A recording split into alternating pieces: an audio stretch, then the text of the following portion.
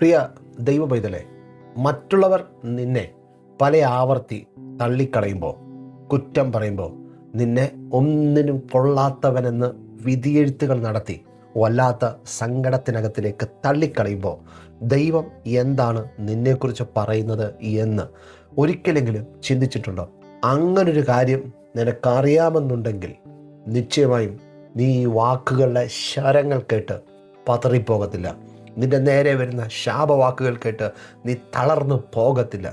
എന്തു തന്നെ വലിയ പ്രതിസന്ധികൾ കടന്നു വന്നാലും ആ പ്രതിസന്ധിക്ക് നിന്റെ ഹൃദയത്തെ തകർത്ത് കളയുവാൻ കഴിയത്തില്ല.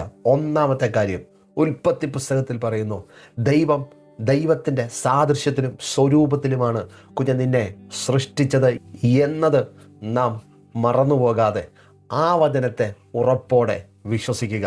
2, സങ്കീർത്തന പുസ്തകത്തിൽ വിളിച്ചു പറയുന്നു, ഭയങ്കരവും അതിശയകരവുമായിട്ടാണ് എൻ്റെ ദൈവം എന്നെ സൃഷ്ടിച്ചിരിക്കുന്നത്. 3-ാമത്തെ കാര്യം പറയുന്നു, എൻ്റെ യേശു എന്നെ നിത്യമായ സ്നേഹം കൊണ്ട് സ്നേഹിക്കുന്ന ഒരു നല്ല കർത്താവാണ്. അപ്പോൾ ഈ 3 വചനത്തിനകത്തിൽ നിന്ന് എന്താ മനസ്സിലാക്കാനുള്ളത്? നാട്ടുകാർ പറയാനുള്ളത് പറഞ്ഞുകൊണ്ടേയിരിക്കും.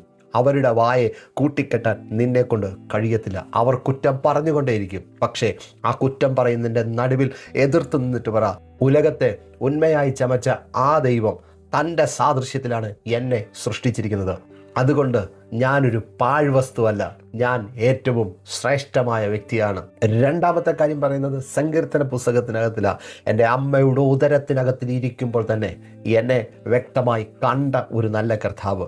അവിടെയാണ് പറയുന്നത്, ഭയങ്കരവും അതിശയകരവുമായി എന്നെ സൃഷ്ടിച്ചിരിക്കുന്നു. എൻ്റെ ഓരോ അവയവങ്ങളെ എടുത്ത് മെഡിക്കൽ സയൻസിൻ്റെ പഠനവിധേയമാക്കി കഴിഞ്ഞാൽ അസാധാരണമായ അത്ഭുതങ്ങളാണ് ഒളിഞ്ഞിരിക്കുന്നത് എങ്കിൽ ഞാനൊരു ഭയങ്കരവും അതിശയകരമായ ദൈവത്തിൻ്റെ ശ്രേഷ്ഠതയേറിയ സൃഷ്ടിയാണ്.